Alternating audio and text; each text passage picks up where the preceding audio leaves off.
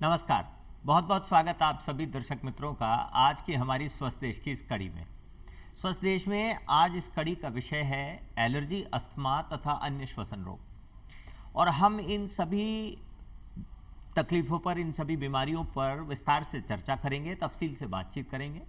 और उस बातचीत के करने के लिए और उस जानकारी को समझने के लिए हमने विशेषज्ञ के रूप में जिन्हें आज स्टूडियो में आमंत्रित किया है, सबसे पहले मेरे साथ उनका स्वागत कीजिए। वो हैं डॉक्टर अशोक सिंह चारण।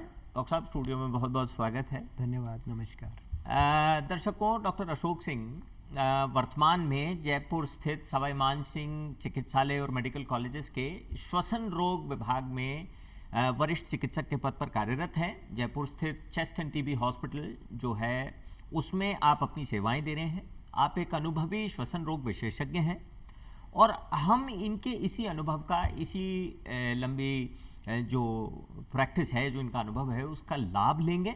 इनसे उन सभी चीज़ों के बारे में विस्तार से जानेंगे जिन्हें हमें जानने की आवश्यकता है, जिसमें बीमारियां वो क्यों होती हैं, उनके क्या उपचार हैं, उनसे संबंधित यदि कोई गलतफहमियां, भ्रांतियां हैं, इस तरीके की बहुत सारी चीज़ें।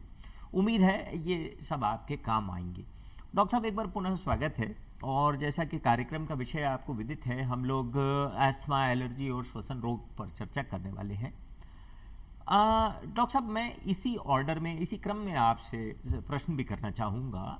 मेरा सबसे पहला सवाल आपसे अस्थमा के बारे में होगा, लेकिन इससे पहले कि हम अस्थमा के संबंध में विस्तार से चर्चा करें, निवेदन ये है कि दरअसल अस्थमा तकलीफ क्या है, हमारे दर्शकों को वो बताइए, क्योंकि अस्थमा को लेकर जितनी जानकारी है उससे ज़्यादा भ्रांतियां हैं।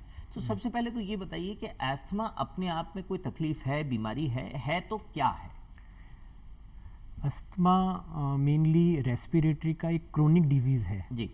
क्रोनिक मतलब वो डिजीज़ जैसे कि अपने आम जनता जानती है, जैसे डायबिटीज़ होता है, हाइपरटेंशन होता है, मधुमेह रोग जिसको बोलते हैं, वो होते हैं। ये ऐसी डिजीज़ है जिनका की कंट्रोल संभव होता है, जिनका की निदान जो है वो कंट्रोल ही उनका निदान होता है, वो अस्थमा होता है। अस्थमा में मेनली जो अपने श्वास नलियाँ हैं, जैसे एयरवेज जिनको बोलते हैं, लंग्स पे जो अपना एयर ग्राम है, उसमें एयरवेज के अंदर सूजन आ जाती है, इन्फ्लामेशन हो जाता है। सामान्यतः से ज़्यादा संकीर्ण एयरवेज हो जाता है इसके अंदर। एयरवेज के अंदर सामान्य से अधिक मात्रा में द्रव्य का उत्पादन होने लगता है। उसकी म्यूकोजा जो होती है, द्रव्य जो झिल्ली होती है एयरवेज के चारों ओर, उसमें सिकुड़न आ जाती है। इस सिकुड़न के कारण ही अस्थमा के सिम्टम्स जो आते हैं, आगे अस्थमा के जो लक्षण हैं, वो इस सिकुड़न के कारण ही परेशानी के रूप में मरीजों को आते हैं। यानी अगर साधारण भाषा में समझा जाए डॉक्टर साहब, तो जो हमारी सांस लेने की जो पूरा जो सिस्टम है, जो प्रणाली है, उसमें जो आप कह रहे हैं कि ट्यूब्स हैं, जो भी हैं, उनमें सूजन आ जाना या किसी प्रकार का अवरोध आ जाना, कोई ऑब्स्ट्रक्शन यदि आ जाता है, तो वो अस्थमा कहलाता है। डॉक्टर साहब, आपने अपनी इस प्रश्न के उत्तर के दौरान लक्षण का जिक्र किया, तो मैं अगला प्रश्न आपसे यही पूछता हूँ कि अस्थमा का सबसे बड़ा लक्षण क्या है? अस्थमा, ये कैसे पता चलेगा कि किसी व्यक्ति को अस्थमा है? जी, मैं बताता हूँ कि अस्थमा, जैसा कि मैंने बताया कि एयरवेज में संकीर्ण होना, एयरवेज का सिकुड़न होना, उसमें सामान्य से अधिक मात्रा में द्रव्य का उत्पादन होना, इसमें सबसे पहले लक्षणों की बात करें तो सबसे पहला लक्षण चेस्ट टाइटनेस, मतलब जकड़न जैसा आपको लगने लगता है। छाती में जकड़न की पेशेंट कंप्लेन करता है कि मेरे छाती में जकड़न है, मेरे को ऐसा लग रहा है कि अंदर से मैं घुटावा महसूस कर रहा हूँ। इसका कारण यही है कि जो सांस वापस छोड़ता है, एक्सपीरेशन जो होता है, सांस छोड़ने की वो होती है, वो उतनी गति नहीं रहती। उस सिकुड़न के कारण सांस कम मात्रा में बाहर आ पाता है जी। तो इसमें पेशेंट का मेनली कंप्लेन छाती में जकड़न रहता है। इसी क्रम में आगे बात करें तो जकड़न के साथ अधिकतर पेशेंट कंप्लेन करते हैं विस्लिंग, सीटी जैसी आवाज़ आना, जो कि सामान्यतः अपने बच्चों से लेकर बड़े बुजुर्ग तक ये कंप्लेन लेकर आते हैं कि डॉक्टर साहब, हम रात में सोते हैं और तो हमें एक सीटी जैसी, उनके पार्टनर्स ये बताते हैं कि ये सीटी जैसी आवाज़ें आती है, सांस लेती हैं, सांस छोड़ते समय सीटी जैसी विस्लिंग साउंड आती है। तो वो उसी द्रव्य के अधिक उत्पादन के कारण ही, वो द्रव्य का जो फॉर्मेशन है उसी में जो ये साउंड होता है, वीजिंग जिसको हम बोलते हैं, इंग्लिश में वीजिंग, और वैसे बोलो तो आप सीटी जैसी आवाज़ें आना, और ये है। और इसी क्रम में आगे बात करें तो खांसी, खांसी का जो है, ये खांसी जो सिम्टम है इसमें पेशेंट नाइट टाइम, नॉक्चुनल जो खांसी है, रात में ज़्यादा खांसी होता है पेशेंट में, या फिर अर्ली मॉर्निंग में खांसी के साथ आता है कि मेरे को, और बाकी दिन में मैं ठीक रहता हूँ लेकिन रात में मेरे को खांसी बार बार, इस खांसी के कारण मैं सो नहीं पाता हूँ, और रात में मेरे को ऐसा होता है 2 या 3 बजे के आसपास इतनी तेज खांसी चलती है कि मेरे को बार बार उठना पड़ता है, और सुबह सुबह अर्ली मॉर्निंग में भी ये खांसी मेरे को परेशान करती है। तो ये खांसी भी इसमें लक्षणों में आता है। फिर आगे और लक्षणों की बात करें तो ब्रीदिंग डिफिकल्टी, सांस लेने में कठिनाई होना, या शॉर्टनेस ऑफ ब्रेथ होना, अपने सामान्य जो अपने एज ग्रुप वालों से ज़्यादा हमें सांस फूलता है, मैं थोड़े ही कदम चलने लगता हूँ तो मुझे सांस फूलने लगता है, सीढ़ियाँ चढ़ता हूँ तो सांस फूलने लगता है। ये चीज़ें पेशेंट कंप्लेन करके आता है कि मुझे ऐसे, मेरा, या फिर बच्चों में देखा जाता है तो पेरेंट्स कंप्लेन करते हैं कि बच्चे जो हैं वो ज़्यादा, जैसे अपने हम उम्र के बच्चे अपने क्लासमेट बच्चों से ज़्यादा मतलब बोलते हुए, हंसते हुए, ज़्यादा इनको ब्रीदिंग डिफ़िकल्टीज़ होती है। खेलने में, मतलब नॉर्मली ये इतना खेल लेना चाहिए, इतना चलना चाहिए, इतना दौड़ना चाहिए, लेकिन वो इतना दौड़ नहीं पाता। उसके जो लिमिटेशंस है, उसकी एक्टिविटीज़ में लिमिटेशन है, वो इसको रोक लेती है कहीं ना कहीं इस सांस लेने के कारण, सांस में तकलीफ के कारण। तो मोटा मोटा बात करें तो चेस्ट टाइटनेस, छाती में सिकुड़न होना, सांस में तकलीफ आना, खांसी आना, और ये सीटी जैसी आवाज़ें आना, ये सामान्यतः मोटा मोटा अपन 4 लक्षणों को लेकर चलें तो इनसे हम पता लगा सकता है पेशेंट की हाँ मुझे शायद अस्थमा हो सकता है। दर्शकों, डॉक्टर साहब ने बहुत साधारण सी चीज़ आपको बताई है।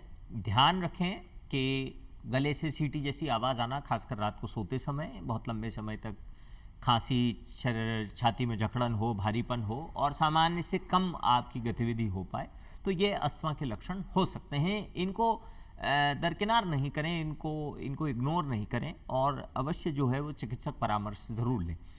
डॉक्टर साहब, खांसी जो आपने सिम्टम बोला और छाती में जकड़न का आपने सिम्टम बोला, इसमें डॉक्टर साहब प्रश्न ये उठता है कि कई दफ़ा बहुत लंबे समय तक जुकाम रहने से, मौसम बदलने से, जैसे सर्दी आने पर कुछ लोगों को इस जकड़न की शिकायत रहती है, और इसके अलावा डॉक्टर साहब खांसी कई बार लोगों को लंबे समय तक चलती है। तो प्रश्न ये है कि क्या हर खांसी अस्थमा है? क्योंकि लोग सामान्य तौर पर थोड़ी लंबी चलने वाली खांसी को अस्थमा से कंफ्यूज कर लेते हैं। जी, खांसी एक ब्रॉड टर्म है, कफ जिसे बोलते हैं जी। हम श्वसन रोगों की बात करें तो खांसी श्वसन रोगों में एक प्रमुख लक्षण होता है। अगर अस्थमा की बात करें तो अस्थमा की जो खांसी है वो सामान्यतः सूखी खांसी होती है, ठीक है। इसके साथ एसोसिएट जो सिम्टम और लक्षण मैंने बताए, जैसे कि चेस्ट टाइटनेस होना, सीटी जैसी आवाज़ें आना, और सांस लेने में तकलीफ होना, ये अस्थमा के अंदर जनरली सामान्यतः देखा जाता है। लेकिन खांसी की बात करें, खांसी जैसे एक खांसी को लेकर अपन बात करें, खांसी के साथ बलगम बहुत ज़्यादा आ रहा है, बहुत ज़्यादा एक्सपेक्टोरेशन आ रहा है, तो ये और बीमारी भी हो सकती है। खांसी के साथ अगर बलगम आ रहा है तो ये ब्रोंकिएक्टेसिस एक नाम की बीमारी हो सकती है। बहुत लंबे समय तक खांसी है, साथ में बुखार आ रहा है, तो ये अलग ट्यूबरक्लोसिस नाम की बीमारी हो सकती है। खांसी सूखी आ रही है और इसके साथ में चेस्ट पेन हो रहा है या ऐसी कुछ दिक्कतें हो रही है, तो ये कार्डियक सिम्टम भी हो सकती है। तो सिर्फ एक खांसी को लेकर हमें अस्थमा या किसी भी बीमारी के लिए नहीं सोचना। अगर खांसी आ रही है तो ये खांसी कितने समय से है, ये सामान्यतः कब होती है, दिन में होती है, रात में होती है, इस पर भी बहुत डिपेंड करता है। खांसी के साथ होने वाले लक्षण, जैसे खांसी में बलगम ज़्यादा आना या सांस ज़्यादा चढ़ना, इन सब लक्षणों के आधार पे हम बता सकते हैं कि खांसी श्वसन से रिलेटेड खांसी है कि बहुत बार सांस चढ़ना और खांसी के साथ पेशेंट, कार्डियक पेशेंट भी हमारे पास बहुत आते हैं जिनमें ये डिस्निया जो अपन बोलते हैं, सांस लेने में तकलीफ होना, उनमें हमें और भी जनरल फिजिकल एग्जामिनेशन में हम देखेंगे कि भाई पाँव में सूजन आ रही है या कोई फीवर आ रहा है या कुछ और लक्षण है जो खांसी को और निम्न खांसी को और अस्थमा की खांसी से अलग करता है जी। ये बहुत महत्वपूर्ण जानकारी आपने दी डॉक्टर साहब, और खास करके ये जो आपने बताया है कि खांसी आना और चेस्ट में पेन होना, और हो सकता है कि ये कहीं कार्डियक यानी हृदय संबंधी कष्ट भी हो। तो वापस इसमें दर्शकों आपसे यही निवेदन रहेगा कि अपनी तरफ से कहीं कुछ किसी प्रकार का निर्णय नहीं लें, अपनी तरफ से कहीं कोई किसी निष्कर्ष पे नहीं पहुंचे। चिकित्सकीय सलाह जो है वो इसमें सर्वाधिक आवश्यक है। डॉक्टर साहब, अगला प्रश्न उठता है कि अस्थमा की क्या केवल इसी प्रकार से जिस तरह से आपने बताया इन लक्षणों पे ही आधारित जांचें होती हैं, या इसकी जांचों में कुछ और भी जांचें आती हैं? और ये जांचें कहाँ करवाई जा सकती हैं? लगे हाथ ये भी बताइएगा, खासकर हमारे उन भाई बहनों के लिए जो ग्रामीण क्षेत्रों में, दूरस्थ क्षेत्रों में रहते हैं, तो उनके लिए खासकर जांचों के संबंध में थोड़ा सा विस्तार से बताएं। खांसी मतलब अस्थमा की जांचों के बारे में बात करें तो अस्थमा मेनली हम क्लिनिकल हिस्ट्री, जैसा कि अपनी हिस्ट्री में बात करी कि खांसी कितनी खांसी है, किस वक्त खांसी आपको आ रही है, खांसी के साथ और सिम्टम्स क्या आ रहे हैं, क्लिनिकल हिस्ट्री पे पेशेंट की एज पे बहुत डिपेंड करता है। पेशेंट की एज क्या है, पेशेंट इस एज में अगर सांस की तकलीफ लेकर आ रहा है तो अलग अलग डायग्नोसिस हम क्लिनिकल बेसिस पे बहुत हद तक कर सकते हैं। और बाकी इन्वेस्टिगेशन की बात करें तो इसमें सिंपल जो इन्वेस्टिगेशन जैसे सीबीसी या पल्मोनरी फंक्शन टेस्ट, एक्सरेज से हम बहुत कुछ हद तक अस्थमा का पता लगा सकते हैं। इस क्रम में सबसे इम्पॉर्टेंट जांच जो होती है पल्मोनरी फंक्शन टेस्ट होती है, जिसे स्पायरोमेट्री बोलते हैं।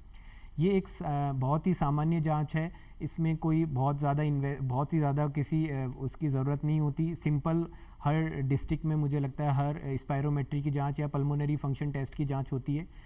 तो इसमें सिर्फ उपकरण के अंदर पेशेंट को फूंक मारने के लिए बोला जाता है। फूंक मारते एक्सपीरेटरी फ्लो का ग्राफ देखा जाता है और कुछ रीडिंग्स देखी जाती है, जिससे कि हम बता सकते हैं कि ये खांसी अस्थमा की खांसी है, ये खांसी दमा या सीओपीडी की खांसी है, या फिर ये कोई और फाइब्रोसिस या कुछ और परेशानी के कारण खांसी हो सकती है। और आगे इन्वेस्टिगेशन की बात करें तो पल्मोनरी फंक्शन टेस्ट के बाद में अपन ब्लड की बात करें कि ज़्यादातर जो अस्थमा होता है एलर्जिक अस्थमा हम देखते हैं कि एलर्जिक अस्थमा ज़्यादा होता है। वैसे तो अस्थमा की खूब सारे टाइप्स होते हैं, allergic asthma, non allergic asthma, asthma associate with obesity, मोटापे के कारण अस्थमा, लेकिन जो ज़्यादातर हमारी आम जनता में एलर्जिक अस्थमा ज़्यादा हम पे पाया जाता है। और इस अस्थमा के अंदर एलर्जेंस जो है उसके कारण हमारे ब्लड के अंदर इओसिनोफिल्स या फिर आईजीई ये हमारे ब्लड के अंदर सामान्य से ज़्यादा हो जाती हैं। तो ये सिंपल इओसिनोफिलिक टेस्ट जो अपना होता है ब्लड से सिंपल जांच होती है, जो किसी भी छोटी डिस्ट्रिक्ट पे या छोटी जगह पे अपन इनसे इओसिनोफिल्स के काउंट से पता लग सकते हैं कि ये जो अस्थमा है ये एलर्जिक अस्थमा है और ये अस्थमा ही है।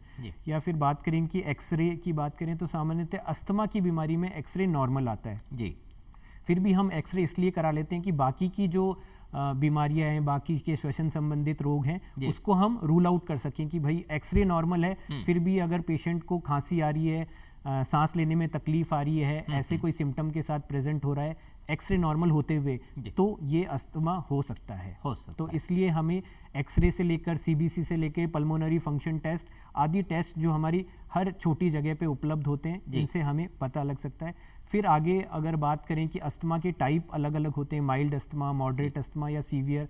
जैसे अधिक सीवियर अस्थमा है तो उसमें हमें शायद कुछ और एडवांस टेस्ट की ज़रूरत होती है, वो हमें अपने डिस्ट्रिक्ट लेवल पे जाके करा लेने चाहिए। पर सामान्य तौर पर ये जो जांचें आपने बताई हैं ये सब जगहों पर उपलब्ध हैं और निःशुल्क उपलब्ध हैं, ये बहुत बड़ी बात है। साथियों, दर्शक मित्रों, ये सभी जांचें बहुत सामान्य स्तर की जांचें हैं और डॉक्टर साहब ने स्पष्ट कहा है सरकार की योजनाओं के द्वारा कवर्ड हैं, यानी कि आपको ये हर जगह निःशुल्क उपलब्ध है। डॉक्टर साहब, अब आते हैं जो कि सर्वाधिक महत्वपूर्ण प्रश्न है और वो है उपचार का। तो मेरा आपसे ये निवेदन है कि दर्शकों को बताएं कि क्या अस्थमा का उपचार संभव है, और इसके साथ साथ डॉक्टर साहब ये बताएं कि उपचार के बाद क्या आदमी पहले जैसा जीवन जी लेता है, क्या उसमें कहीं कोई परेशानी रहती है उपचार के बाद भी, या वो सामान्य हो सकता है? अस्थमा का उपचार मेनली अस्थमा का कंट्रोल ही अस्थमा का उपचार है। अच्छा। जैसे कि अपन फिर से बात करें कि डायबिटीज़ या मधुमेह रोग है या बीपी की परेशानी है, इसमें हम गोलियां या दवाइयां लेते रहते हैं, हमारा बीपी कंट्रोल रहता है, हमारा मधुमेह, हमारा शुगर लेवल कंट्रोल रहता है। उसी तरह अस्थमा का उपचार, अस्थमा का कंट्रोल ही अस्थमा का उपचार है। अच्छा। हम पेशेंट को यही एक्सप्लेन करते हैं कि हम आपका उपचार नहीं, आपको कंट्रोल कर रहे हैं, और वो एक तरह का उपचार ही है आपका।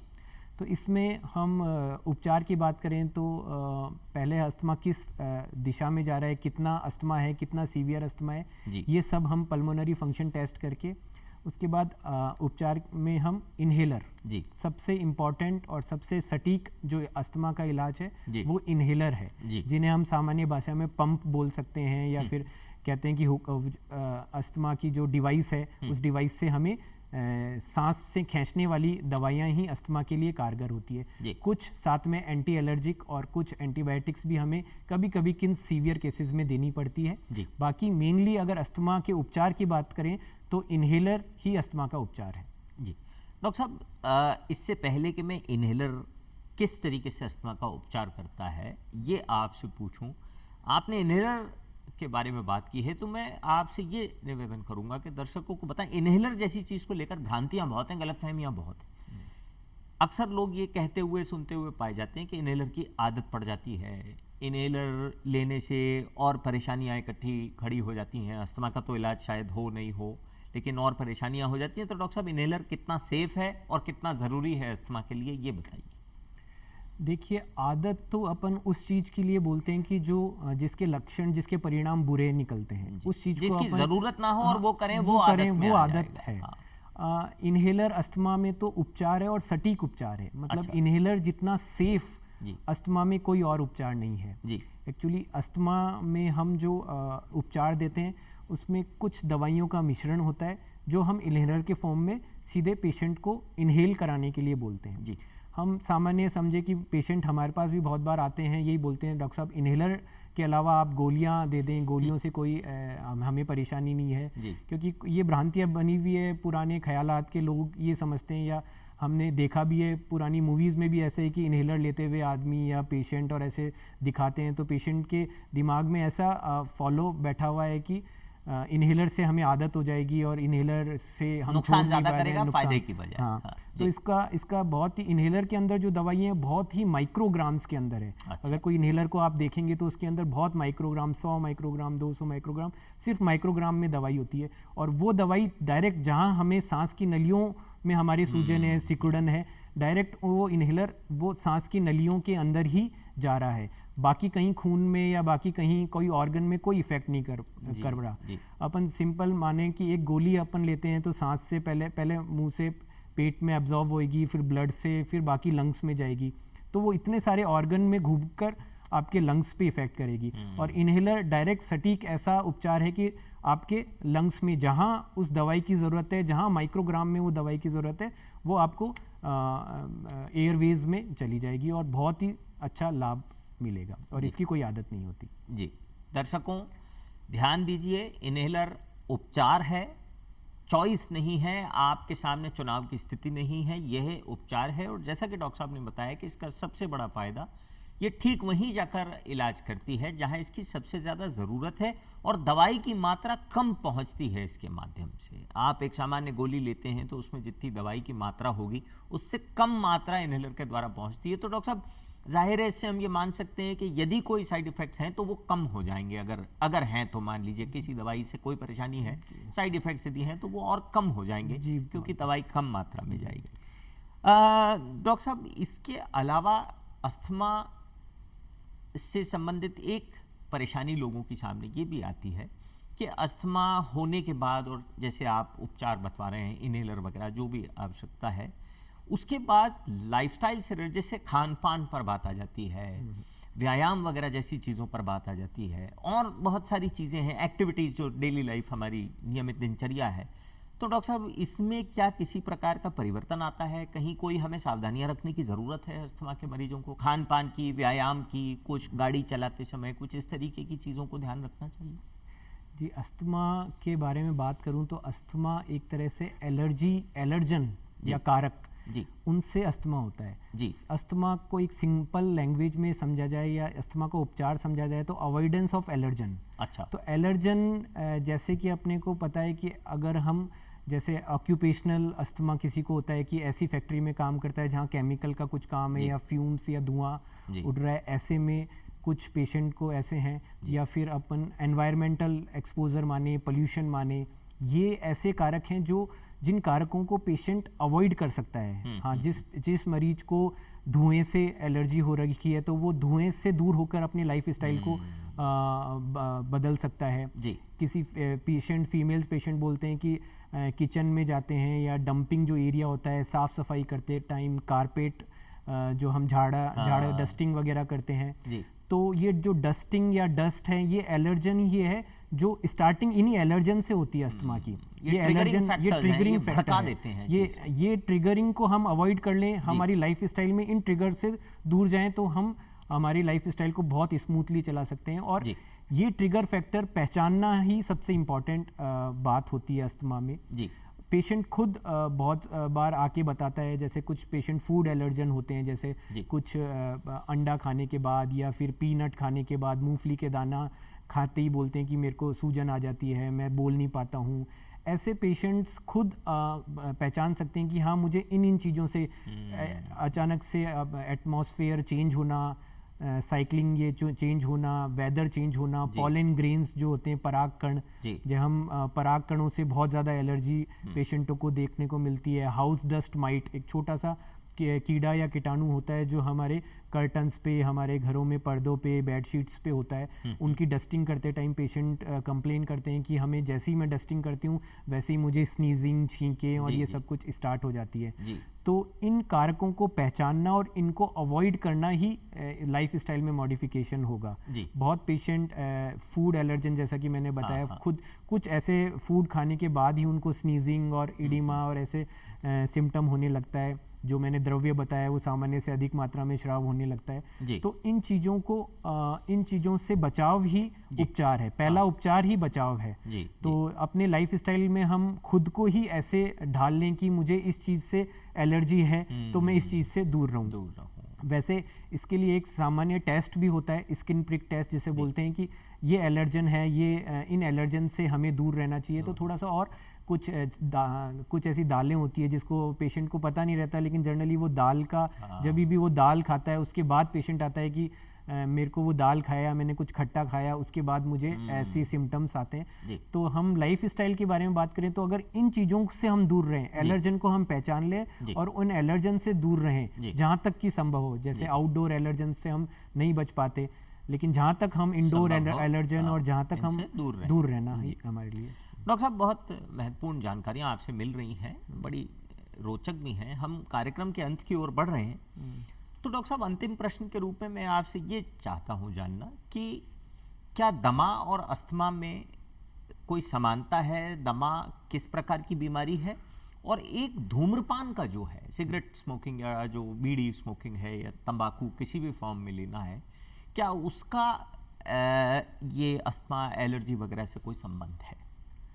सामान्यतः अस्थमा और दमा को कई लोग सिनोनिम्स मान लेते हैं, एक ही नाम मान लेते हैं, लेकिन ये थोड़े अलग हैं। अस्थमा जो होता है वो आपका एलर्जन इसमें ज़्यादा महत्वपूर्ण रोल निभाते हैं कि एलर्जी के कारण अस्थमा होता है। जो दमा होता है उसको हम COPD बोलते हैं, क्रोनिक ऑब्स्ट्रक्टिव पल्मोनरी डिसीज, जो कि स्मोकिंग के कारण होता है। स्मोकिंग और पेशेंट की एज, अगर पेशेंट दमा मतलब लेकर आता है, सांस की तकलीफ लेकर आता है और उसकी उम्र 40 साल 50 साल से ऊपर है और एसोसिएट स्मोकिंग है, तो वो दमा की तरफ जाता है। और पेशेंट की एज थोड़ी कम है, चाइल्डहुड पेशेंट आ रहा है, एलर्जी एसोसिएट है और साइड एलर्जी, अलग अलग एलर्जीज उसके कोमॉर्बिड होती है, जैसे स्किन की कोई एलर्जी उसके साथ होती है, कुछ और एलर्जी अगर साथ में लेकर आता है, चाइल्डहुड है, तो हम अस्थमा मान सकते हैं। लेकिन ये जांचों के आधार पे ही पता चल जाता है कि अस्थमा है कि दमा है। कुछ बड़े पेशेंटों में भी दमा के साथ आते हैं, अस्थमा के साथ आ सकते हैं पेशेंट। तो हमें जांचों के आधार पर ही इन दोनों को डिफ्रेंशिएट करना होता है। और मेनली जो दमा होता है उसके साथ स्मोकिंग जो है आपका एसोसिएट होता है। दर्शकों, ये थी आज की हमारी जो कड़ी, जो कि अस्थमा और अन्य श्वसन रोग, जैसा कि डॉक्टर साहब ने आपसे चर्चा की, उसके बारे में थी। उम्मीद करते हैं कि आज जो डॉक्टर साहब से जानकारी आपको मिली है वो आपके लिए लाभप्रद रहेगी और आप, ऐसा हमारी उम्मीद है, प्रार्थना है कि आप कभी बीमार नहीं पड़ें। लेकिन यदि पड़ते हैं तो अस्थमा जैसी और इस तरीके की परेशानियों में कोई घबराने की बात नहीं है। डॉक्टर साहब, आप स्टूडियो में आए, आपने अपना अनुभव बांटा, इतनी महत्वपूर्ण जानकारियाँ दी, उसके लिए आपका बहुत बहुत धन्यवाद। अगली कड़ी तक इजाज़त दें इस उम्मीद के साथ कि आप और हम सदा स्वस्थ रहेंगे। नमस्कार।